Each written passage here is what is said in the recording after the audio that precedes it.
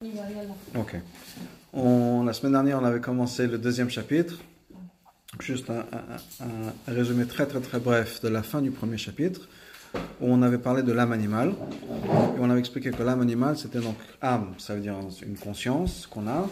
Et l'âme animale, c'est une conscience égocentrique, dans le sens où on se met au centre de notre expérience. Tout va passer par mon filtre, par moi. La raison pour laquelle on appelle ça une âme animale, parce qu'un animal est programmé à ses instincts qui est de faire attention à lui-même ou à elle-même, savoir se sortir de danger, savoir trouver à manger, savoir procréer, etc. Tout ça, s'abriter. Tout ça, ce sont la manière dont un animal fonctionne.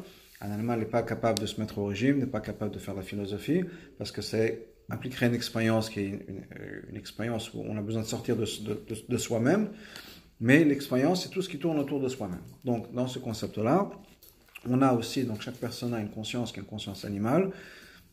C'est pas mal, un animal est bien, il est comme il faut, mais c'est une conscience qui va être égocentrique, où je me place au centre de toute mon expérience.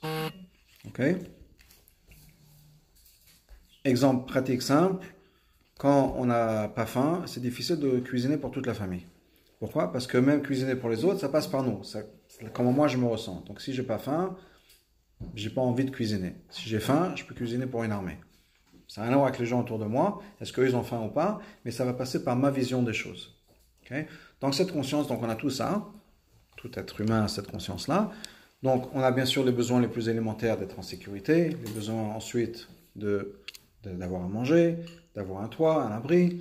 Ensuite, en tant qu'être humain, on a des besoins un peu plus sophistiqués, on a besoin d'aimer, d'être aimé, d'être dans une relation, on ne peut pas vivre tout seul, isolé, on a besoin d'une vie sociale. Et ensuite, on a besoin d'avoir un sens et un but et une certaine satisfaction dans notre vie. Et là, ça devient un peu plus compliqué ou complexe, dans le sens où on a peut-être des fois l'impression qu'on fait quelque chose de très spirituel, de très beau, de très noble, mais en fait, c'est pour satisfaire le besoin d'un être humain qui est de donner un sens à sa vie, mais c'est, encore une fois, on revient dans un sentiment qui est presque animal, dans le sens où c'est un besoin que j'ai, c'est un réflexe, que j'ai en tant qu'être, en tant que créature. Alors, je suis plus sophistiqué qu'un animal étant plus sophistiqué qu'une plante plus qu'une pierre. Donc on a tous des besoins différents en fonction de notre échelle. Une pierre est très satisfaite d'être assise, posée et ne rien faire. Pour une plante, elle a besoin d'eau, elle a besoin de grandir. Un animal ne peut pas non plus rester coincé, planté dans toute sa vie dans le même endroit, même si une fleur est contente ou un arbre est content satisfait de le faire. Un animal a besoin de se déplacer aussi. Un être humain a des besoins plus complexes, plus sophistiqués. Donc on a aussi besoin, entre autres, de donner un sens à sa vie. Ça peut être la philosophie, ça peut être la religion, ça peut être généreux, ça peut être construire un hôpital, construire un musée, etc. Qui est, je veux laisser quelque chose derrière moi, je veux avoir changé l'humanité. Ça peut être Bill Gates et sa fondation ou autre. On a besoin en tant qu'être humain de faire un changement, de donner un sens à sa vie, de faire quelque chose de positif. Ça ne veut pas dire que c'est divin nécessairement, ça c'est le chapitre 2, mais c'est encore une fois un réflexe, un instinct humain qui est de vouloir faire une différence dans le monde qui nous entoure. Donc ça peut être quelque chose de noble, de sophistiqué, mais si ça commence par moi, je ne me sens pas bien si je sais qu'il y a des gens en Afrique qui ont faim, c'est commencé par moi, je ne me sens pas bien, je veux faire une différence, je veux que le monde change, je veux que le monde soit... Toute phrase, toute idée qui va commencer par un je, par moi, revient au concept de l'âme animale. Donc, encore une fois, ça peut rentrer dans des choses très sophistiquées, très nobles, très spirituelles, mais si c'est parce que j'ai un problème moi personnellement et que ce dont cette idée va m'aider à résoudre ce conflit que j'ai, c'est quelque chose qui est fait pour moi à la base. Ok? Encore une fois, j'ai mal au cœur parce qu'il y a quelqu'un qui a froid, qui a faim, c'est pour m'aider à moi. Alors ça ne veut pas dire que m'aider à moi ne va pas passer par l'autre personne. Mais j'ai quelque chose qui me dérange fondamentalement dans ma croyance, dans ma manière de voir le monde. C'est important d'aider les gens qui sont autour de soi, mais c'est pour que les choses rentrent dans ma vision du monde. Et ce qui est important pour moi. Donc le centre, c'est le moi. Encore une fois, ce n'est pas une chose de mal nécessaire. On ne parle pas des Yetzer Hara. C'est beaucoup plus fin et sophistiqué qu'un Yetzer Hara. Ce n'est pas quelque chose qui est mal. C'est quelque chose qui est animal, donc qui fait partie de la nature. On a ça en nous. C'est comme ça que Dieu nous a créés, avec une partie de nous-mêmes qui est focusée sur le soi, donc ça, sur le moi. C'est les Neshama égocentriques. C'est les Neshama, les Nefesh, on parle de Nefesh plutôt, d'âme, de conscience, égocentrique. Okay. Pas nécessairement égoïste. Alors égoïste, bien sûr, c'est plutôt le bas de l'échelle. Dans le sens où j'ai quelque chose, je veux quelque chose, tu l'as, je le prends. C'est aussi ça, mais c'est vraiment le bas. Okay. Là, c'est quelque chose, encore une fois, plus raffiné, plus sophistiqué. Et on va voir plus tard dans le Tanya que n'importe quel être humain a ça. À l'exception des tzadikim qui ont réussi à dépasser ça. Mais ça, c'est même un cadeau de Dieu, parce qu'il n'y a rien qu'on puisse faire en tant qu'être humain pour dépasser ce côté égocentrique de la personne. Parce que toute décision que je vais prendre, c'est moi qui ai pris cette décision. Je peux décider d'être le plus transparent par rapport à Dieu, de donner ma vie à Dieu. Au bout du compte, c'est moi qui ai décidé. Et si à un moment je décide de changer, ben, je peux décider. Alors peut-être que je ne déciderai jamais. Peut-être que dans ma tête, c'est impossible même de prendre cette décision. Mais étant donné que c'est moi qui ai pris la décision à un moment donné, ben, c'est moi qui ai décidé. Et il n'y a rien que je pourrais changer, si on peut dire, dans ce sens-là. Quand vous dites que les grands tzadikim, ils n'ont pas, entre guillemets, ce défaut, comment je comprends pas. C'est un cadeau de Dieu. C'est pas humain. C'est pas humain, c'est un cadeau de Dieu. C'est un don, un don. C'est un don dans le sens cadeau. Oui, un don. Dans le sens qu'effectivement, alors il y a certaines personnes qui sont plus prédisposées à ça que d'autres, mais c'est vraiment quelque chose qui doit venir de l'extérieur, parce qu'on est incapable nous-mêmes de faire un changement qui n'est pas basé sur soi-même. Pour son propre C'est impossible. Son propre besoin. Parce que toutes les décisions qu'on va prendre sont basées sur nous. Donc c'est impossible d'arriver à ce stage où on s'est complètement débarrassé de cette conscience égocentrique. C'est un cadeau de Dieu. On peut travailler pour mériter ce cadeau, mais on ne peut pas l'accomplir. Ça doit venir de l'extérieur. Alors, est-ce qu'il y a dans l'histoire qu'on peut prendre exemple comme Moshe peut-être? Oui, tous les tzadikim. Ce sont des gens qui sont complètement transparents par rapport à Dieu, qui ne sont là que pour, je veux dire, leur mission par exemple. On a dans la paracha de cette semaine en parlant de Moshe, c'est la seule paracha depuis la naissance de Moshe jusqu'à plus ou moins la fin de la Torah où le nom de Moshe n'apparaît pas. Normalement dans chaque paracha le nom de Moshe. Et la raison qu'on nous donne, c'est parce que Moshe, quand il s'est battu pour le peuple juif, a dit à Dieu, si tu n'es pas prêt à leur pardonner, efface mon nom de la Torah. Alors Dieu au bout du compte a pardonné le peuple juif, donc il n'y avait pas besoin d'effacer le nom de Moshe de la Torah, mais étant donné que Moshe a exprimé ces mots-là, entre autres une petite parenthèse, fais attention aux choses qu'on dit, étant donné que Moshe a exprimé ces mots-là, ça s'est quand même accompli d'une certaine manière, qui fait qu'il y a une paracha dans laquelle le nom de Moshe n'apparaît pas. Mais l'idée c'est quoi? C'est que Moshe était tellement transparent, il a dit j'ai pas d'identité. Si je ne peux pas être là pour mon peuple, j'ai rien à faire ici. Non seulement je n'ai rien à faire ici, je ne veux pas que des générations plus tard comprennent le message que on doit penser à soi avant les autres, même un leader dans un tzaddik. Et donc voilà, Moshe Rabbeinu, il a survécu. Il n'a pas pu faire ce qu'il fallait pour le peuple juif, c'est pas grave. Les choses avancent. Moshe l'a dit lors de questions. Rien ne pourrait avancer. Si je ne peux pas être là pour mon peuple, je ne veux pas que mon nom soit mentionné à la Torah, qui est pour Moshe un sacrifice extraordinaire. Et je veux rien avoir avec toute cette histoire. Et je veux pas que des générations plus tard me disent oui, Moshe Rabbeinu, il n'a pas pu faire ce qu'il fallait. C'est pas grave, l'histoire continue. Et je veux rien avoir avec cette histoire. Pourquoi? Parce qu'il était prêt à disparaître pour son peuple. C'est quelque chose qui revient plus tard dans le Tanya, mais juste peut-être une explication, peut-être pour rendre une image de cette idée d'abnégation dont on parle. Un des exemples qu'on donne dans le Tanya de l'âme, c'est une flamme. Une flamme. Et on dit que la raison pour laquelle une flamme, par exemple, vacille toujours, c'est parce que la flamme, le feu, voudrait retourner à sa source. La même chose est chez l'âme. L'âme a la nature de vouloir retourner à sa source qui est Dieu.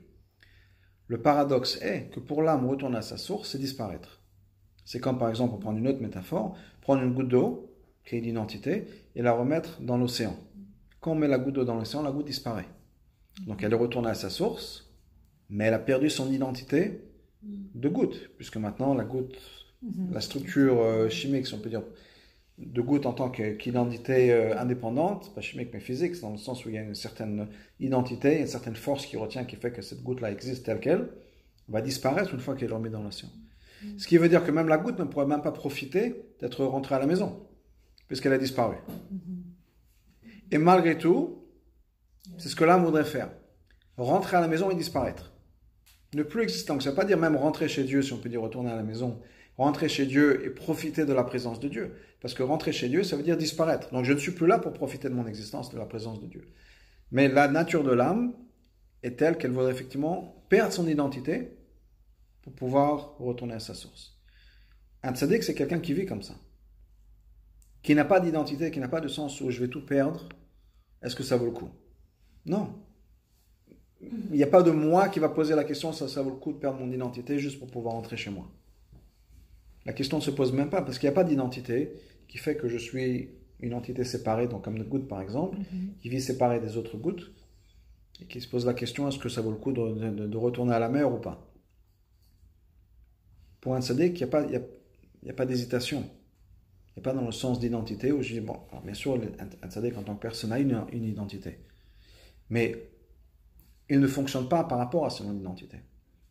Sinon, ses besoins avant les autres. exactement. Parce que ses besoins à lui ne font partie que de son identité en tant que tzaddik, en tant que serviteur de Dieu. Donc c'est vrai que Dieu a créé une personne, dont on a besoin de manger, on a besoin de boire, on a besoin de dormir, on a besoin de ci et ça. Mais dans la vision d'un tzaddik, c'est pas parce que j'ai besoin. C'est parce que c'est ma responsabilité. Un des exemples, encore une fois, ça va revenir plus tard dans le Tanya, mais un exemple, il parle dans le Tanya, on va prendre l'exemple de Hillel. Hillel a dit quand il allait manger ou prendre un bain, il disait je vais aller rendre service à mon corps. C'est-à-dire que j'ai une obligation de nourrir mon corps, comme que tous les autres corps d'ailleurs. De la même manière qu'on voit quelqu'un qui a faim dans la rue, dire le pauvre, on voudrait les aider, j'ai une responsabilité pour mon corps aussi. Il n'y a pas de raison que mon corps soit affamé. Donc j'ai une responsabilité par rapport à moi. Mais c'est pas que j'ai faim. Nous, quand on a faim, on dit j'ai faim. Qui est le j'ai? C'est mon corps. Il y a une notion de plaisir ou il y a zéro notion de plaisir? Non, ça c'est autre chose. Non, le plaisir, Ça doit exister. ça existe. Le plaisir, c'est un problème. Au sens où on mange les choses pour se faire plaisir, au-delà de ce qui est important. Pour le tzaddik. Pour tout le monde, c'est un problème. Combien de fois on s'est dit est-ce que je mange ce bout de gâteau, je mange pas ce bout de gâteau? Alors, c'est quoi? C'est le plaisir contre ce que je devrais faire, contre je veux dire la vérité, dans le sens où est-ce que c'est important pour moi que je mange? Est-ce que j'ai vraiment besoin de ces calories, de ce sucre et de ces œufs? De l'autre côté, j'ai mon plaisir. Et il y a un déchirement, un tiraillement en tout cas, peut-être un déchirement c'est un peu fort, mais tiraillement à l'intérieur entre je le fais ou je le fais pas. Ou bien vraiment je devrais manger des épinards bouillis, c'est ce qui est bon pour moi, mais franchement, bon, c'est pas très bon. Donc je vais rajouter un peu d'huile ou les faire frire ou un peu de fromage ou je sais pas quoi, de crème. Donc je vais limiter le bénéfice nutritionnel pour me faire plaisir. Donc il y a des tiraillements à ce niveau-là. On peut joindre l'utile à l'agréable. On peut joindre l'utile à l'agréable parce qu'on a besoin d'avoir l'agréable. Ça veut dire que je ne pose pas la question. Si j'ai besoin de manger, je mange. Si je n'ai pas besoin de manger, je ne mange pas.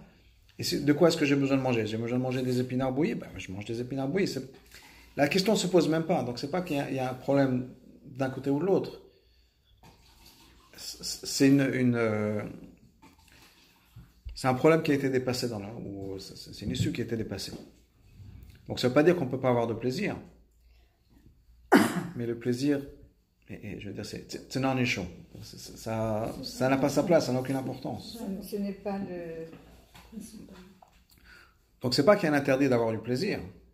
C'est que pour une personne qui vit sa vie focusée sur ce qui est important et pas important, Le plaisir n'est pas quelqu'un qui fait des efforts, mais je parle de quelqu'un qui est déjà arrivé. Tant qu'on fait des efforts, c'est compliqué. Mais est-ce que quelqu'un justement qui est déjà arrivé peut aussi se faire plaisir, enfin peut aussi... Il ne se posera jamais la question. Donc c'est pas une question d'interdit. Au contraire, je vais dire Shabbat il faut manger, ok, je vais manger Shabbat. Shabbat il faut manger plus, je mangerai plus. Shabbat il faut se faire plaisir, je me fais plaisir. Mais je me fais plaisir dans le sens où c'est ma relation par rapport à Dieu. Parce que tu n'étais pas là quand on a vu ça, mais la notion de tzaddik, pour qu'elle puisse comprendre le niveau de... D'accord, alors juste rappeler, effectivement, c'est une bonne idée. De rareté, on va dire. De rareté. Le tzaddik, juste un point, sans rentrer dans tous les têtes, ça va revenir un peu plus tard. Le tzaddik, le Midrash nous dit qu'ils sont tellement rares que Dieu a dû les budgéter ou les rationner, faire en sorte qu'il y en ait au moins un dans chaque génération. Dans le sens où c'est un être qui, je veux dire, presque plus humain, dans le sens, bien sûr, il est toujours humain, mais dans le sens où il ne vit pas la vie qu'on vit tous. Et tous, encore une fois, on parle d'une personne par génération, peut-être deux, si au niveau du rationnement, il y a encore un peu d'arabe. Mais quelqu'un qui est vide complètement par rapport à Dieu. Pas de quelqu'un qui doit faire des efforts. C'est quelqu'un pour qui le plaisir le plus profond, c'est sa relation par rapport à Dieu. Le meilleur exemple que auquel je puisse penser, c'est, je reviens toujours à ça, c'est dans un mariage, dans un couple qui vit vraiment en harmonie, où chacun est là pour faire plaisir à l'autre. Est-ce que c'est un sacrifice? Il y a des moments où c'est un sacrifice, il y a des moments où c'est un plaisir. Plus on avance dans la relation, plus on construit le couple. Je pense que c'est une question de temps, une question d'effort, etc. De se connaître les uns les autres. Plus on se fait plaisir de donner à l'autre. Donc mon plaisir, c'est pas ce que je veux faire, c'est que je veux être là pour l'autre. On a eu cette discussion dans un des cours où quand vous demandez à votre mari est-ce que tu veux sortir ce soir, qu'est-ce que tu veux faire, la réponse du mari en général c'est ce que tu veux, chérie. Okay? On a établi qu'il n'y a rien de plus énervant. Très bien. Le mari le pense vraiment et sincèrement. Mais un peu plus tard dans la relation, quand le mari comprend que ma femme viendrait vers moi, que je vais prendre la décision, il va se forcer à prendre une décision. Il va se forcer à dire voilà, c'est ce qu'on fait aujourd'hui, pas parce qu'il le veut, pour faire plaisir à sa femme. Parce que lui, il n'en a rien à faire. Et il continuera toujours à penser ce que tu veux, chérie, parce que vraiment, ça ne dérange pas, on peut aller là. Vous rentrez dans le restaurant, il est content, et vous voyez dans la condition qui souffle de ce côté-là, pas cette table-là, l'autre table. Alors que lui, il pourrait mettre n'importe quelle table, il sera content. Mais lui, il sait très bien que pour vous, il y a des tables qui sont importantes, des tables qui sont bien, des tables qui ne sont pas bien, ça dépend de milliers de choses. Donc il va faire l'effort conscient, ou peut-être pas conscient après un moment, ça devient une habitude, mais de prendre une décision pour laquelle lui, c'est vraiment, ça n'a aucune importance pour lui personnellement, mais juste pour vous faire plaisir. Donc, c'est un peu ça dans le sens où le tzaddik, bien sûr ça marche dans les deux sens, mais c'est ça le tzaddik où il n'y a rien d'autre qui lui fait plaisir que de faire plaisir à Dieu. Donc même celui de ce côté, il mangerait peut-être pas nécessairement plus à manger Shabbat ou pas, ou d'autres choses. Bon, c'est Dieu a dit qu'il faut manger Shabbat, on mange Shabbat. Il faut manger plus Shabbat, on mange plus. Il faut manger du couscous, on mange du couscous. On mange ça. Lui, il serait content d'avoir un bout de pain et une tranche de saucisson. Mais Dieu a dit non, c'est pas comme ça qu'on célèbre Shabbat. Alors très bien, je fais ce qu'on me demande. Parce que ça me fait plaisir. Encore une fois, c'est pas une question de sacrifice nécessairement. C'est quelqu'un qui est arrivé à un point dans la relation où il n'y a rien d'autre qui lui ferait plaisir que de faire plaisir à Dieu. Et c'est une relation d'amour. Pas, encore une fois, on ne parle pas de sacrifice ou de quelque chose comme ça. C'est quelqu'un qui a besoin de faire des efforts, n'est pas encore, en tout cas, pas encore à 100% au niveau de tzaddik. Tzaddik, c'est quelqu'un qui vraiment vit cette relation d'amour et de respect avec Dieu à 100%. Il ne reste pas une fibre, une cellule dans son corps qui a un intérêt autre que sa relation par rapport à Dieu. Imaginez un mari ou une femme qui vit comme ça son mariage, où il n'y a rien d'autre dans sa vie que l'autre. Donc, une personne comme ça ne va jamais se mettre en colère. Quand son épouse va faire quelque chose qui ne lui plaît pas. Parce que c'est pas grave. Je suis là pour lui ou pour elle. Donc souvent on rentre à la maison, le mari ou la femme rentre à la maison le soir, on est fatigué, etc. Et tout d'un coup on se fait attaquer. Dès qu'il arrive, il va m'aider avec ci, va m'aider avec ça, va faire les courses, comment ça se fait que tu arrives à telle heure, etc. Bon, la réaction c'est ou laisse-moi tranquille, ou bien des fois de se mettre en colère. Un tzaddik dans cette relation, se mettra pas en colère. Il dit quand il rentre à la maison, que sa femme qui commence à lui crier dessus, mais pourquoi tu arrives à ça, je suis débordé, j'en peux plus, etc. Il dit chérie, qu'est-ce que je peux faire pour t'aider? Mais ce sera une réaction automatique. Il n'a pas besoin de se calmer. Il va rentrer, il va voir sa femme qui est frustrée, qui lui saute dessus, et tout de suite, sans avoir à y penser, il sera, oula, ma femme est fatiguée, elle a dû avoir une journée éprouvante, qu'est-ce que je peux faire pour l'aider? Sans même se mettre en colère, sans même de faire l'effort de se contrôler, de ne pas se mettre en colère, de ne pas s'énerver en disant, j'ai besoin de 30 secondes, donne-moi 30 secondes pour poser mes affaires. Donc c'est vraiment quelqu'un qui est complètement transparent dans la relation par rapport à l'autre. Quand on parle de l'âme animale, donc de ce côté égocentrique de la personne, ça a disparu. Il n'y a pas de moi dans cette personne. Ça ne veut pas dire que la personne n'est plus elle-même, dans le sens où elle peut être quelqu'un de gentil, quelqu'un d'intelligent, quelqu'un qui aime la musique, quelqu'un qui aime le chocolat. Ça reste. Mais tout ce qui pourrait être égocentrique, tout ce qui dit pense à toi, a complètement disparu. Donc la question de plaisir, ce que je dis, ne se pose plus dans le sens où il n'y a rien qui est là juste pour moi. Je ne me pose pas ce genre de questions. Si ça fait plaisir à ma femme ou ça fait plaisir à Dieu en fonction des relations dans lesquelles on parle, que je mange du chocolat, que je fasse ci, que je fasse ça, je le fais. Parce que c'est mon plaisir, mon identité, c'est d'être là pour quelqu'un d'autre. Donc en fait, le plaisir personnel passe par le plaisir Exact. satisfaire le besoin. Exact. Et encore une fois, mon identité égocentrique est plus un bagage, on peut dire un fardeau, qu'une aide. Dans le sens où, pour nous, combien de fois on est frustré, avec toutes les choses, je parlais du choix entre le chocolat ou les épinards bouillis ou n'importe quoi, je n'aime toutes les frustrations qu'on a. On donne tellement à nos enfants, à notre mari, et on ne reçoit pas en retour. On ne reçoit pas assez. On est frustré. À raison. Mais ce serait tellement plus facile si on ne serait jamais fatigué, pas fatigué dans le sens physique, mais frustré, jamais de tiraillement. La vie serait tellement plus légère, plus facile. Mais on est frustré, et on est tiraillé, et on est fatigué, encore une fois, pas dans le sens physique, mais dans le sens émotionnel des choses. Et c'est un fardeau. Parce que la vie serait tellement beaucoup plus facile pour nous et pour les gens autour de nous si j'avais pas besoin de penser à moi. Donc, encore une fois, j'espère que j'arrive à transmettre le côté positif de la chose, pas le fait que la personne a dû s'abandonner. S'il y a un effort qui est fait pour s'abandonner, c'est que c'est pas ça. Là, on revient à mon effort à moi et ma frustration avec mon égocentrisme, encore une fois, qui passe par moi. Je fais un effort. Et l'étape d'après, c'est je fais un effort où vous ne reconnaissez même pas mon effort. Et après 3 semaines, c'est l'explosion. Ou 3 mois en fonction de la patience des gens. Mais il y a un moment, ça va exploser. Pourquoi? Parce que mes efforts à moi sont mes efforts à moi, donc c'est moi. Donc je pense à moi fortement. Et si après 1 semaine, 3 semaines, 1 mois, 3 mois, 1 an, 3 ans, personne ne reconnaît les efforts que j'ai faits, j'explose. Pourquoi? Parce qu'il y a le moi qui est très présent. Donc c'est ce que je dis, c'est un fardeau.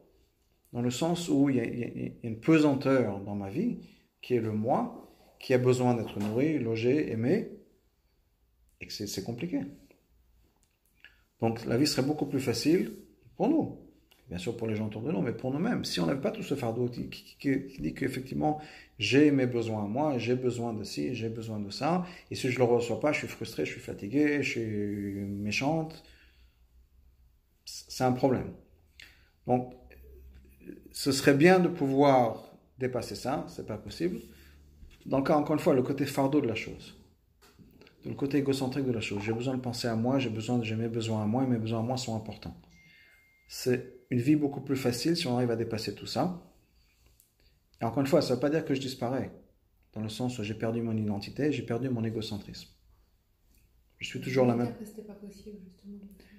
C'est pas possible de le faire à 100%, non, c'est pas possible. Donc tous les gens qui veulent être extrêmement religieux et se rapprocher justement de tout ça et être mieux, ils sont obligés de s'oublier. Ils sont obligés exact. de faire ce Mais on peut pas. Mais qui a pris la décision? Mais qui a pris la décision de le faire? Eux. Oui. Donc c'est leur décision, bien sûr. C'est impossible de le faire. Exact. Donc ça sort autrement, enfin la frustration. Oui et non. Ça dépend comment c'est fait. Ça donne un message en fin de compte. Ça donne pas négatif, mais ça donne un message où pour se rapprocher, il faudrait faire quelque chose qui est en fin de compte pas naturel du tout. Ça dépend, non, il est naturel. C'est naturel à mesure que si tu veux te rapprocher. Non seulement elle peut se rapprocher. Il y a un point qui est important, c'est le point fondamental. On est juste en train de développer ça dans le Tanya. C'est qu'il y a 2 parties de nous-mêmes. Et les 2 parties sont aussi réelles l'une que l'autre. J'ai une partie qui est égocentrique. Ça fait partie de moi. J'ai aussi une partie, c'est le 2e chapitre, on a commencé un peu la semaine dernière, mais beaucoup n'étaient pas là, qui est le côté transcendant. Et c'est aussi naturel. C'est pas l'un ou l'autre, c'est l'un et l'autre. C'est-à-dire que quand une maman, une femme, un mari va donner de soi-même, sans penser au retour, c'est naturel.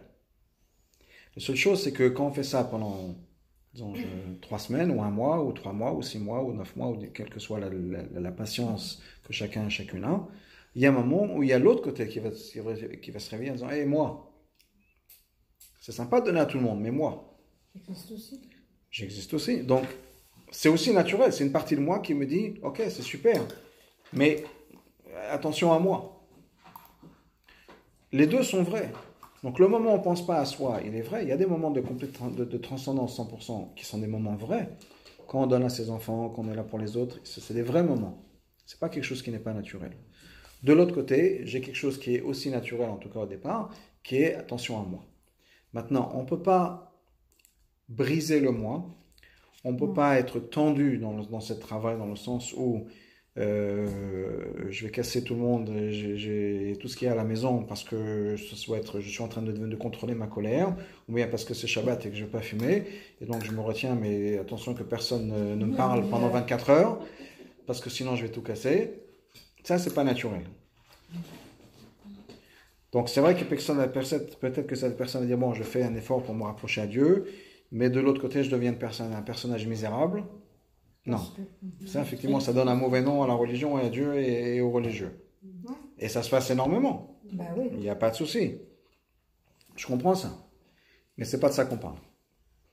On parle, et c'est d'ailleurs le but du Tanya, d'une éducation et d'un entraînement dans le positif. Entraînement dans le sens où Emouna, pour ceux qui apprennent l'hébreu, ça vient du mot Emunim, qui veut dire des exercices. Ou pratiquer. Pratiquer dans le sens d'apprendre. Donc, il y a une éducation à avoir. L'éducation, ça veut dire quoi? L'éducation, c'est pas comme l'entraînement dans le sens où l'éducation, c'est un changement qui vient de l'intérieur. Quand on s'éduque, quand on apprend certaines choses, on change la manière de voir les choses. On a notre approche aux choses. C'est vrai dans n'importe quel domaine. C'est-à-dire qu'une fois que je comprends pourquoi quelque chose est important, c'est plus facile de le faire que si j'ai besoin de faire des efforts. C'est une transformation qui vient naturellement, doucement, dans la douceur. Donc le but du Tanya, c'est pas nécessairement de te forcer les choses en disant, voilà, parce qu'il faut faire A, B, C, et ben, quoi qu'il arrive, cassez-vous la tête, c'est le but. Non, c'est une éducation qui va dire, voilà, il faut arriver à A, B, C, effectivement, voilà comment y arriver, voilà comment se transformer. Donc c'est une éducation. On a parlé dans l'introduction de la page de garde du Tanya, c'est même avant l'introduction, la page de garde du Tanya parle d'un chemin qui est long et court. À l'opposé du chemin qui est court et long. Le chemin court et long, c'est ça. C'est violent.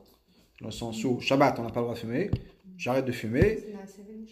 C'est Naaseh v'nishma. Non, oui, c'est la partie Nishma plus. Dans le sens où Naaseh v'nishma, c'est effectivement, je dois faire. Quel que soit le coût, quel que soit le résultat. C'est vrai que c'est important. C'est pas le but du Tanya. Le but du Tanya, c'est plus de travailler sur le Nishma qui va influencer le Naaseh. Alors, c'est vrai qu'il faut avoir les deux. Encore une fois, mais ce qui est important dans ce qu'on est en train de faire maintenant, c'est le nishma dans le sens où comprenons pourquoi et comment. Comprenons que la relation par rapport à Dieu, par exemple, c'est une relation d'amour, pas une relation de pouvoir. Déjà, de le savoir, ça change les choses. Et c'est comme toute relation, je reviens souvent en couple, parce que pour moi, c'est l'exemple, je ne suis pas juste pour moi, je veux dire, il y a des sources dans le Midrash où c'est l'exemple de la relation entre Dieu et le peuple juif, c'est tout le concept de Shirachim qui est basé sur cette idée-là, une relation d'amour entre deux personnes qui s'aiment. C'est faire quelque chose pour l'autre. Alors effectivement, des fois, ça peut être difficile dans le sens où il y a quelque chose qui est important pour moi, et pour l'amour de l'autre, je ne le fais pas. Après, il faudra gérer comment c'est fait. Et je peux pas dire, oui, à cause de toi, j'ai fait ci, à cause de toi, j'ai fait ça. C'est pas, personne ne t'a rien demandé. Si tu veux faire des efforts pour moi, fais-le parce que tu veux le faire. Pas pour me ressortir 6 mois plus tard, ouais, à cause de toi, j'ai arrêté de voir mes amis, à cause de toi, je fais plus ça, à cause de ça. Non, alors fais-le. Je t'ai jamais demandé, tu veux faire un effort, tu veux te sacrifier, très bien. Mais apprécier le sacrifice que tu veux faire, et comprends que ça n'a rien à voir avec moi, c'est pas quelque chose que j'ai demandé. Donc, si on veut faire avoir cette démarche par rapport à Dieu, qui est encore une fois une démarche d'amour, une démarche dans la douceur, où on veut se transformer, c'est pas pour retourner plus tard en disant, ouais, à cause de toi, j'ai fait ci, à cause de toi, j'ai fait ça. C'est pas le but du jeu. C'était vraiment développer une relation. Un chemin long et court dans le sens où c'est long. Mais c'est la manière la plus sûre de développer cette relation d'amour entre Dieu et nous. Et ça prend du temps. Donc c'est pas court et long, c'est effectivement c'est le Naaseh dans le sens où il ne faut pas fumer Shabbat, j'arrête de fumer. Ok. Maintenant, c'est un effort impossible, surhumain. Je vais être méchant et misérable avec tous les gens qui sont autour de moi, mais c'est pas grave, je le fais quand même. Ok, ça a sa place. Peut-être que la violence, c'est pas quelque chose qui est important, ou peut-être qu'il faudrait, je ne pourrais pas que ça passe sur enregistré, mais peut-être que des fois il faut reconsidérer, est-ce que ça vaut le coup d'arrêter tout de suite la cigarette pour empoisonner la vie de tout le monde autour de nous? C'est aussi une avéra d'être méchant. Bon, des fois il faut peser le pour et le contre, quelle est l'avéra la plus grave par rapport à l'autre. Des fois je fais un choix d'une mitzvah par rapport à une autre mitzvah. Il y a plein d'histoires de tzadikim ou autres qui est, je sais pas, il y a des histoires qui me viennent en tête. Histoire d'un rabbin qui avait mis de côté beaucoup d'argent pour Sukkot, pour s'acheter un étrog qui était très cher et très spécial, mais il vivait une vie de pauvreté. Sa femme était tellement en colère quand elle a découvert que tout l'argent de la famille partait dans ces trogs. Elle a pris l'étrog, elle a cassé ou elle a mangé le petit bout, le pitam, qui fait que l'école était plus cachée, l'étrog était plus caché. Bon, il a dit ok, bon, c'est une mitzvah de ne pas mettre en colère, de respecter ma femme. C'est une mitzvah d'avoir un bel étrog pour Sukkot. Il n'y a pas de raison que ce soit une plus que l'autre. Et apparemment, si Dieu a voulu que ce soit comme ça, c'est que je ne méritais pas un bel étrog. Bon, c'était sa réaction. C'était pas de se mettre à crier sur sa femme. Ça aurait été la mauvaise réaction. Même si dans sa tête, la religion, c'est une manière, il y a une manière d'être religieux et pas une autre manière d'être religieux. La religion, c'est entre Dieu et moi. Et avec les gens, je peux être méchant ou pas comme il faut. Mais des fois, c'est pas comme ça. Des fois, être religieux, c'est par rapport aux autres. Pas des fois, tout le temps. C'est aussi par rapport aux autres. Dans l'étape de la loi, il y a une partie qui est plus ou moins la partie religieuse, si on peut dire, entre Dieu et nous, et une partie qui est entre nous et les êtres humains autour de nous-mêmes. Et ça fait partie des 10 commandements aussi de la même manière. Ne pas tuer, ne pas voler, c'est dans les mêmes 10 commandements que je suis l'Éternel ton Dieu, ne pas avoir d'autres dieux. Le respect pour les autres, ça fait partie des 10 commandements aussi. Donc c'est pas l'un par rapport à l'autre. Donc quelqu'un qui va être zélé, si on peut dire, dans sa relation avec Dieu, mais au détriment des autres autour de lui, c'est pas nécessairement une approche religieuse. On rentre dans la même chose. C'est quelque chose qui est dans sa tête à lui et où elle marche. Ça n'a rien à voir avec Dieu. C'est son choix à lui ou à elle. J'ai décidé que pour moi, une mitzvah, pour moi d'avoir développé une relation par rapport à Dieu, c'est de ne pas fumer Shabbat. C'est une très bonne idée. Mais il y a encore 612 mitzvot. Entre autres, aimer son prochain comme soi-même. Il y avait un rabbin qui était très lax quand les gens lui demandaient s'il fallait jeûner le jour de Yom Kippour. Dès qu'on lui posait la question, très facilement il permettait aux gens de jeûner Yom Kippour. Il y avait une personne qui ne se sentait pas bien, qui pensait que peut-être dans l'année à venir elle va être enceinte. Moi j'exagère un peu, mais vraiment il va très facile. Quelqu'un ne se sentait pas très bien, allez manger. Alors, il y a un autre rabbin qui me demande comment ça, Yom Kippour, le jour le plus jour de l'année, comme ça, le jeûne, vous dites aux gens de manger presque tellement facilement. C'est pas beau d'être comme ça si léger dans la mitzvah Yom Kippour. Il a dit, je suis pas léger dans la mitzvah Yom Kippour. Je suis très strict dans la mitzvah d'aider son prochain comme soi. Et donc je fais attention à quelqu'un d'autre et je suis très strict dans ça. Donc c'est pas que nous on a une manière de voir les choses dans notre religion et pas notre, pas nous. Beaucoup nous dans chacun dans son aspect. Une des histoires que vous avez beaucoup dû entendre plusieurs fois de moi, il y avait une histoire qui s'est passée avec Rabbi Elimelech de Lizensk et son frère Abizoshe d'Anipoli, qui pendant quelques années voyageaient de village en village, et ils sont arrivés dans un village, on les a pris pour des vagabonds, et on les a mis en prison du village. Sans papier, SDF. Donc bon, ils ont passé la nuit dans la prison. Le matin, ils se réveillent, ils veulent faire la prière, ils se rendent compte qu'au milieu de la cellule, c'est une grande cellule communale pour tout le monde, il y avait un pot de chambre.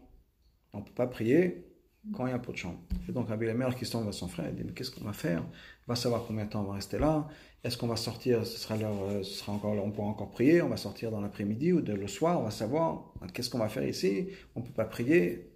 Et bon, it goes on and on. Et vraiment désespéré, parce que c'était lors de la prière, on va savoir s'il ne pourra pas mettre les tefilines aujourd'hui, il ne pourra pas faire le schéma aujourd'hui, il ne pourra pas faire la prière toute la journée, on ne savait pas ce qui allait se passer. Et Abizoshe qui se tourne vers lui, mais je ne te comprends pas. Le même Dieu qui a dit qu'il faut faire la prière, le même Dieu qui a dit qu'on ne peut pas prier dans une telle situation. On fait la volonté de Dieu, quoi qu'il arrive. Alors, s'il n'y a pas de pot de chambre, on fait la volonté de Dieu, c'est de prier et mettre les tefilines. Et s'il y a un pot de chambre, la volonté de Dieu, c'est de ne pas prier et de ne pas mettre les tefilines. Quelle différence? Et non seulement ça, mais combien de fois on a la chance de faire cette mitzvah de ne pas prier? Presque jamais. Donc non seulement on peut faire une mitzvah de toute façon, on peut faire une mitzvah qui est tellement rare qu'on ne peut jamais faire dans notre vie. Qu'on a une mitzvah de ne pas prier, de ne pas mettre les tefilines. C'est extraordinaire. Ils se sont fait dire, mais t'as raison. Alors pour finir l'histoire, ils ont commencé à danser de joie d'avoir fait l'occasion de faire cette mitzvah-là. Alors tous les autres prisonniers qui étaient là, ils ont dit, ah, c'est la fête. Bon, il ne se passe pas souvent des trucs amusants dans la cellule. Tout le monde a commencé à danser, etc. Le joaillier de dehors qui entend ce qui se passe, mais c'est quoi cette histoire? Il rentre, il voit tout le monde en train de danser, il arrête un type, il dit, qu'est-ce qui se passe? Je ne sais pas, les juifs, un truc avec le pot de chambre, je ne sais pas trop ce qui s'est passé. Il dit, ah, c'est comme ça, j'enlève le pot de chambre. Bon, ce qui fait qu'ils ont pu prier. Mais l'idée, c'est que Abizoshe a dit à son frère Abelmer, on a une vision qui est très étroite de ce que ça veut dire de servir Dieu. Parce que c'est l'habitude, parce que pendant 365 jours, j'exagère parce que Shabbat Yom Tov on va pas les tefilin, mais dans tous les jours, il faut faire la prière. 365 jours par an, il faut faire la prière. Et tout d'un coup, on se retrouve dans une situation où on ne peut pas faire la prière. On n'a pas l'habitude. Pour nous, l'habitude, c'est quoi? Servir Dieu, c'est prier. De ne pas prier, on ne se rend pas compte que ce n'est pas servir Dieu. Ou que c'est de servir Dieu. Donc, c'est son frère qui lui a dit, attends 30 secondes. On est en train de servir Dieu en ne priant pas. Il n'y a pas de problème. On fait aussi la volonté de Dieu. Effectivement, son frère, il a dit oui, parce qu'encore une fois, on a une vision de ce que ça veut dire de servir Dieu, d'être religieux, qui est étroite, qui est notre manière de fonctionner, et au-delà de ça, on a peur que c'est pas vraiment ça. Encore une fois, on ne parle pas de ça. Quand on parle du tzaddik qui arrive à ce niveau-là, il est complètement transparent par rapport à Dieu. Rabbi Zouché, je pense, je peux pas mettre à sa place, une expression dans la Chassidut, dans la Kabbalah, que si je le savais, je l'étais.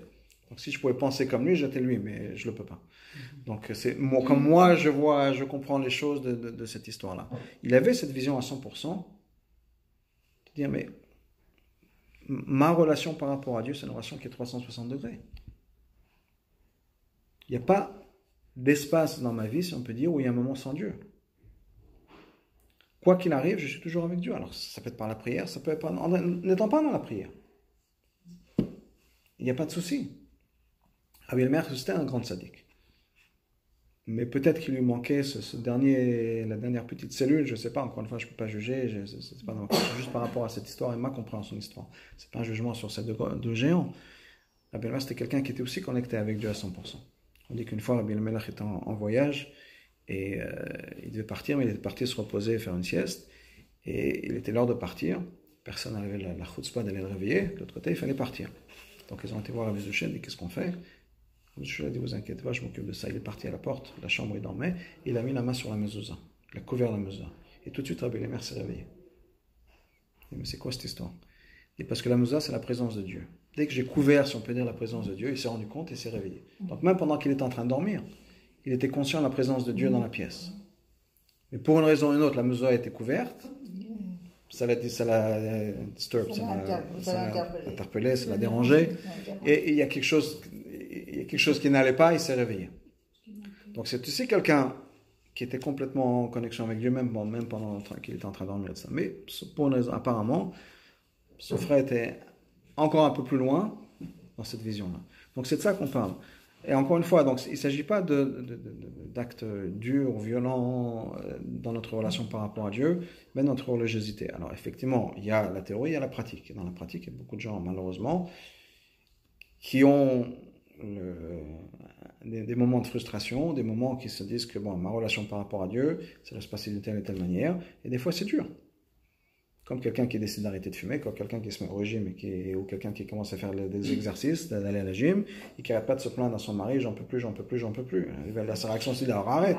Non, je ne veux pas arrêter. Mais j'en peux plus.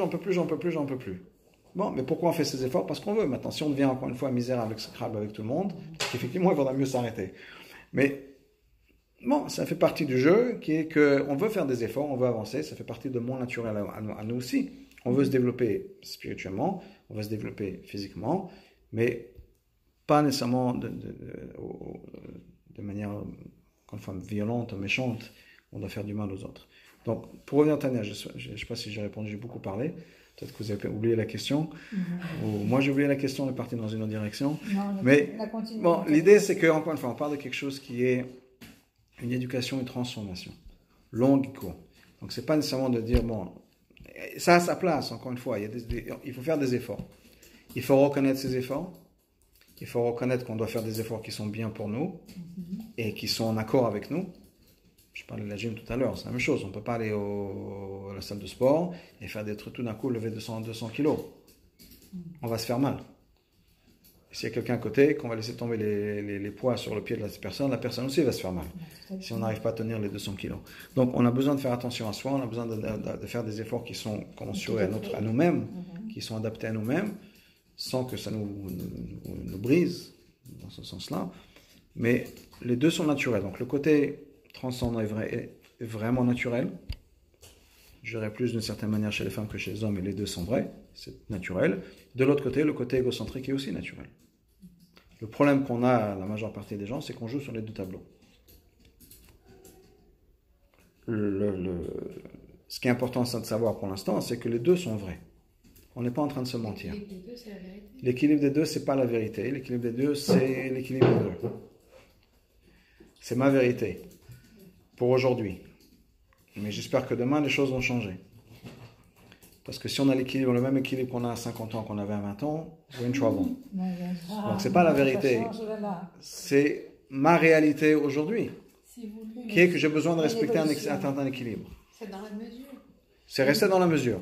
C'est pas nécessairement la vérité avec un V capital ou majuscule, mais c'est ma réalité et je dois gérer ma réalité. Donc je ne peux pas me penser que je suis comme ci ou comme ça, dans la hauteur, ni dans la basseur. On est ce qu'on est. Mais il y a une évolution, peut-être, non? Il y a une évolution. Mais encore une fois, ce n'est pas qu'on est ou mauvais ou bon. On est un équilibre entre les deux. Qu'on a besoin, je dirais toujours, de faire avancer. Je reviens au mariage. C'est vrai qu'au début du mariage, on a peut-être tout foutu flamme. Ça dure ce que ça dure. Mais il y a un moment, on a besoin de travailler. C'est comme la différence entre le sprint et le marathon. On a besoin d'être capable de travailler sur quelque chose qui va durer. Même une fois que les feux d'artifice sont finis. Et c'est un équilibre qui doit constamment avancer, je pense. Certainement dans une relation, en tout cas il avance. Dans le sens où effectivement, quand j'avais 20, 25 ans, ou 30 ans, une fois que les feux d'artifice sont finis, j'ai peut-être eu un moment de je me dis, mais qu'est-ce que je fais maintenant dans ce mariage? Ou je n'ai pas les feux d'artifice. Et de l'autre côté, je me sens pas peut-être bien, ou il y a des choses que je suis frustré, par-ci, par ça, par ça. Et j'espère qu'il y a un moment après, on est cédé, c'est pas grave, je travaille, je prends sur moi, quels que soient les mots, les phrases qu'on s'est dites, et on avance en disant, bon, quand je dis je prends sur moi ou j'avance, c'est quoi? C'est mon côté transcendant qui prend le dessus. Donc même si je ne me sens pas satisfaite aujourd'hui, mais pour le mariage, pour les enfants, pour quelles que soient les raisons qu'on s'est données, ou le but qu'on s'est donné, l'encouragement qu'on s'est donné, j'essaye d'avancer. J'espère, je souhaite à tout le monde qu'on arrive de l'autre côté en trouvant une satisfaction dans les efforts qu'on a fait. C'est-à-dire un retour dans les efforts qu'on a fait en disant j'ai avancé, j'ai plus les feux d'artifice, mais maintenant j'ai découvert quelque chose de beaucoup plus profond. Et qu'en fonction de ça, j'ai pu avancer et découvrir quelque chose de beaucoup plus profond que ce que je pensais être possible. Et si le travail continue, à 35, c'est encore plus, 40, 45, 50, 60, 70 ans, 80, 90 ans, 120 ans, où il y a vraiment une fusion des deux êtres. Bien sûr. Qui devrait être, encore une fois, c'est pas que les deux deviennent un seul être dans le sens où un homme c'est un homme, une femme c'est une femme, et ils vont jamais changer, si on peut dire, abandonner cette identité, etc. Mais leur identité devient une identité beaucoup plus profonde que juste moi. Quand on est jeune ou quand on est avant le mariage, le moi c'est l'identité principale de sa vie. Le cadeau du mariage, c'est d'être capable de devenir plus que ça. Donc perdre son identité, ce moi-là, c'est pas, encore une fois, c'est pas un fardeau, au contraire, c'est une bénédiction. Qu'est-ce que je veux dire que le moi, ça disparaît. Avant le mariage, le moi, c'est la raison de ma vie. Je fais ce que je veux, ce que j'ai envie, j'ai les amis que je veux. Bon, je simplifie la vie, il y a des choses qu'on fait des efforts pour plein de choses, soit travail ou autre. Mais bon, plus ou moins, je décide. Effectivement, je décide de venir à Miami. Bon, c'est pas facile, c'est compliqué, il faut trouver du travail, il faut trouver des visas, machin, truc. Bon, mais c'est des efforts que moi j'ai voulu faire. C'est des épreuves dans lesquelles je me suis mise. Si un jour je décide que je Miami, c'est pas pour moi, je préfère repartir ailleurs, je pars ailleurs. J'ai les amis que je me suis trouvés, par confort ou autre. Un jour, je décide que c'est plus pour moi, j'avance et je passe à d'autres amis. On est flexible, mais tout passe par ce que j'ai envie. Tout d'un coup, on rentre dans un mariage, on découvre qu'on n'est plus le centre de sa vie. En tout cas, plus de la même manière. Et là, on a la possibilité, effectivement, de passer à quelque chose de beaucoup plus profond, où je ne vis pas juste par rapport à moi-même. Je vis par rapport à mes enfants. Donc maintenant, si Miami, ça ne me plaît plus, j'ai décidé de partir ailleurs, ou j'ai décidé de changer de quartier. Mais attention, maintenant, il y a les écoles, il y a les synagogues, il y a ci, il y a ça, les copains. Ça devient compliqué, parce que ma vie, elle n'est pas juste basée sur moi-même. Certainement, la relation avec son époux ou son épouse. C'est pas comme des amis, on dit, bon, on n'a plus rien en commun, on passe à autre chose. C'est pas aussi facile que ça. Donc, on a cette possibilité de vivre une vie qui est beaucoup plus riche et plus profonde qu'une vie qui tourne autour de soi-même. Et ça, c'est encore une fois, c'est un cadeau. Alors, ça révèle la friction. Pourquoi la friction? Parce qu'on traîne les pieds. On a du mal à changer. Ça va dans les deux sens. Autant que vous voyez votre mari qui a du mal à changer, la même chose se passe de l'autre côté. Au sens où on a du mal à changer. Et le changement qu'on fait, souvent, c'est sur nos termes à nous. Donc, on a du mal. Mais au fur et à mesure, ça devient, si les choses se font comme ça devrait, ça devient de plus en plus facile dans le sens où on veut le faire.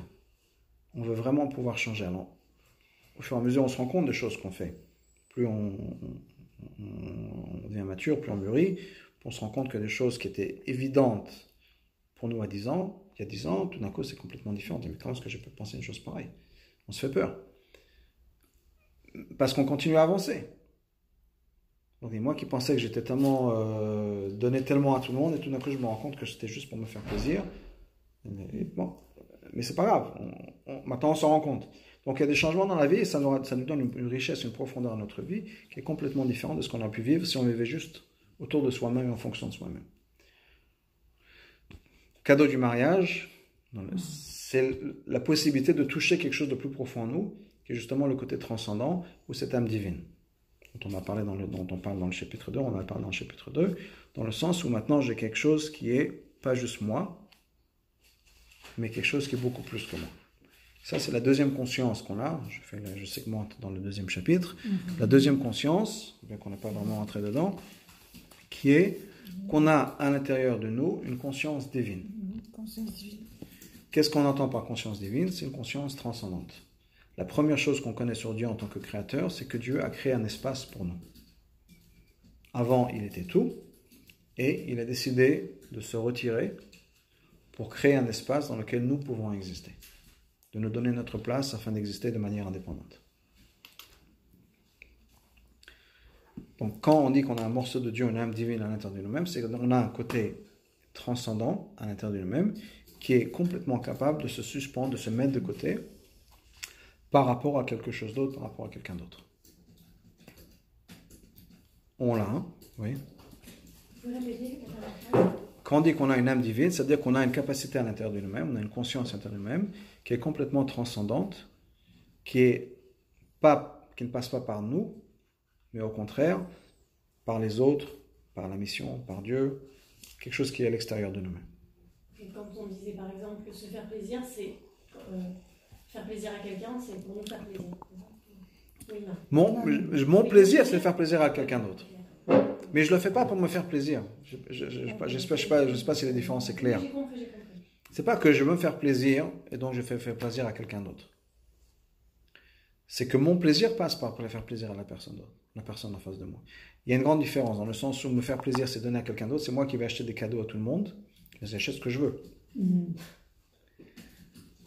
Au lieu d'acheter quelque chose qui va faire plaisir à quelqu'un d'autre, bien que je pense que c'est complètement idiot, que ça ne sert à rien. Donc en fait, c'est que le fait que Dieu ait été capable de se retirer lui-même du monde pour nous laisser la place, du fait qu'on ait cette partie d'âme en nous, on doit aussi avoir cette capacité de pouvoir se retirer et laisser la place à l'autre. Exact. Et tout le monde a cette conscience divine. Chaque juif a cette conscience divine. De pouvoir s'effacer. Ouais. C'est le cas extrême étant le juif de Yom Kippour. Il y a quelqu'un qu'on va trouver à la synagogue qui va vous dire je ne crois pas en Dieu, je ne suis pas religieux. Qu'est-ce que vous faites à la synagogue Yom Kippour? C'est comme ça. Où est-ce que vous voulez que je sois au Yom Kippour? Mais dans sa tête, ça ne rentre pas dans son système de pensée. Et si on va dire oui, c'est la tradition, il y a d'autres choses qui sont tradition. Shabbat Rosh Hashanah, c'était la semaine dernière, c'est aussi la tradition. Faire Pessah, c'est aussi tradition. Mais le jeudi Yom Kippour, c'est effectivement c'est l'exemple par excellence de quelqu'un qui n'a aucune raison de faire ce qui est fait, mais qui est là comme ça. Donc bon, je crois que c'est un cas extrême, si on peut dire, c'est un peu ce modèle-là, mais c'est vraiment l'expression, on a tout ça, chacun à sa manière, on a tous cette capacité de faire quelque chose qui n'a aucun sens, logiquement pour nous. On pourrait peut-être pas l'expliquer, mais c'est comme ça. C'est comme la nature de la flamme dont on parlait tout à l'heure, ou de la goutte d'eau qui veut retourner dans sa source. Pourquoi? Mais ça ne sert à rien, tu ne seras même pas là pour en profiter. Oui, ben, je sais, mais c'est comme ça. C'est quand même incroyable, c'est que ça peut être en avoir, c'est qu'un bébé qui vient de naître, un nourrisson, qui est uniquement dans le moi animal et qui est uniquement là pour son besoin, etc., c'est le moment où son côté justement transcendant et son côté avec Dieu. Il est vraiment, puisque c'était une âme il n'y a pas très longtemps, il est là plus qu'il le sera certainement pour le restant de ses jours. Et c'est le moment où quand même il est le plus animal de toute sa vie. Donc c'est quand même assez incroyable que le moment où on est le plus animal, c'est aussi le moment où on est le plus proche de Dieu, non? Exact. Oui. C'est d'ailleurs la raison pour laquelle notre âme est descendue sur terre pour entrer dans un corps. Parce que l'âme aurait pu rester dans le ciel, être que spirituelle et avoir cette relation spirituelle par rapport à Dieu. Mais pour l'âme, c'est le sacrifice de l'âme aussi. Pour avoir une relation la plus proche de Dieu, il faut effectivement venir sur terre, avoir cette expérience, rentrer dans un corps humain, vivre une vie humaine, gérer tout ce qu'un humain a besoin de gérer, pour pouvoir justement se retrouver en relation par rapport à Dieu. Il y a aussi un côté de réparation. Non? Ça vient plus tard. Ça, c'est plus tard. Dans le sens où, L'âme, elle vient pour servir Dieu, mais elle vient aussi pour servir Dieu au travers d'une réparation. s'il y a besoin de réparation, qu'est-ce qui est passé avec les premières âmes qui sont venues la première fois? Il n'y a pas de réparation. Donc la réparation, ça vient après, au cas où il y a des histoires qui sont passées, etc. Bon, on n'a pas fini le travail. Mais quand les premières générations d'âmes, disons, au niveau temps, ou quelle que soit la dimension, dont elles ne sont pas venues pour une réparation. Elles sont venues parce qu'effectivement, cette relation par rapport à Dieu, commençons à Adam et Ève. Commençons là. Okay? Quand Adam et Ève sont descendus sur terre, ils ne sont pas venus pour réparation de leur âme. Non, C'était tout frais. Il n'y avait rien à réparer. Mais la seule chose à réparer, c'était le monde.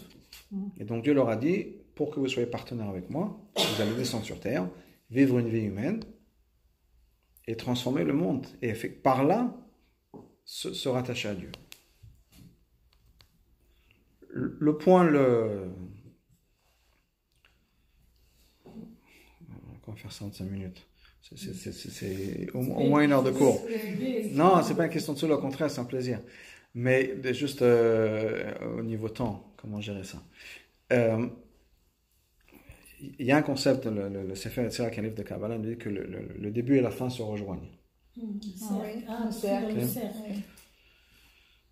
Le début, c'est Dieu, plus spirituel, divin, dans le top, si on peut dire. Et la fin, c'est ce monde-là. Non. Oui. Oui, la fin, c'est aussi Dieu, mais c'est Dieu et tout. Mais la fin, au niveau spiritualité, divin, etc., c'est un monde physique. Entre ce monde physique et Dieu, tout le reste, c'est du spirituel. À des étapes différentes de spiritualité, de concepts, etc. Pour prendre un exemple très simple. Quand un artiste, un peintre, par exemple, veut faire une peinture, veut exprimer quelque chose, je parle pas d'un peintre qui a un message. Oui. Ça commence dans sa tête, dans sa spiritualité, dans le cœur, dans une émotion, etc., qui veut partager, transmettre. Donc il va trouver un choix de couleurs, un choix d'image, etc. Il va mettre ça sur le tableau. Le résultat final, c'est l'image, la peinture qui est sur le canevas. L'image. Cette image-là, si tout s'est bien passé, moi j'en suis incapable, mais pour un peintre qui sait ce qu'il fait, c'est la représentation de ce que cette personne avait à l'intérieur d'elle-même qui voulait exprimer. Entre-temps, il y a des étapes à faire. Il faut acheter un canevas, il faut acheter de la peinture, il faut exprimer, il faut apprendre à peindre, il faut apprendre à représenter, exprimer, etc. Bon, il y a tout un tas de choses qui se passent. Mais le début et la fin sont liés. Le reste, c'est des étapes. Le peintre va se retrouver exprimé, et c'est pour ça que les gens sont prêts à faire des choses extraordinaires pour pouvoir s'exprimer. Regarde, dans tous les régimes où on n'a pas le droit de s'exprimer, les gens font des folies, mettent leur vie en danger pour pouvoir s'exprimer. Donc un être humain a besoin de s'exprimer, ça fait partie des choses qu'on a héritées de Dieu, si on peut dire, on a été créé à l'image de Dieu, c'est qu'on a besoin d'exprimer les choses qu'on a à l'intérieur de nous-mêmes. Cette chose-là va être exprimée, pourquoi est-ce que ça ne suffit pas juste de le penser? Pourquoi est-ce que les gens vont faire des manifestations dans la rue, vont risquer leur vie, vont risquer d'être en prison en Chine ou en Russie, dans le goulag? Ce qu'ils ont à dire, qu'ils le pensent. Pourquoi écrire un livre? Pourquoi faire une image? Pourquoi créer une musique? Transmettre. On a besoin que ça sorte, on a besoin de l'exprimer. L'expression se retrouve dans le tableau, dans le bout de musique qu'on a écrit, etc. Pour Dieu, c'est la même chose. Dans le sens où, encore une fois, on a été créé à l'image de Dieu, donc on a ça parce qu'on a été créé à l'image de notre Créateur. Dieu, et la partie la plus profonde de Dieu, se retrouve dans ce monde-là. Le reste, c'est des étapes. Donc plus on est, je dis le début et la fin sont liés, donc plus on est la fin, si on peut dire, plus on est relié avec le début. D'une certaine manière, un bébé c'est plus la fin que d'autres, parce qu'effectivement c'est la vie la plus animale qu'un être humain pourrait avoir. Et donc il est encore plus relié à l'essence même de son créateur que d'autres.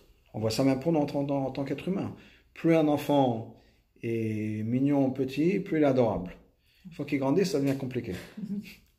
Plus ils sont capables de faire de choses, plus la relation devient une relation contractuelle. Dans le sens où tu m'amènes des bonnes notes, je suis contente. Tu m'amènes pas de bonnes notes, je suis pas contente. Bon, et elle continue après. Donc, alors qu'un bébé, on n'a aucune attente. On ne va pas s'arrêter et s'empêcher de regarder, de sourire, d'aimer son enfant qui vient de naître alors qu'il a... Pourquoi est-ce qu'on l'aime? Pas de bonnes notes, pas de petits-enfants, rien. Qu'est-ce que cet enfant nous a donné pour qu'on puisse l'aimer tellement? Parce qu'effectivement, il y a un sens de pureté et de simplicité dans le fait que cet enfant n'a rien à nous donner. Et donc, il n'y a pas d'échange nécessaire. C'est juste l'expression de moi-même. C'est une partie de moi que je retrouve. Sans attendre, sans rien du tout. C'est juste ma continuation de certaine manière. On va revenir à ça la semaine prochaine, cette idée de bébé. Mais en tout cas, l'idée d'un enfant, l'idée de bébé, c'est avec les exemples dont on va parler. En tout cas, ce que vous dites est très vrai, très profond. Et bon, je n'ai pas fait justice en 3-4 minutes, mais c'est quelque chose de très, très important. Voilà, à continuer. Merci.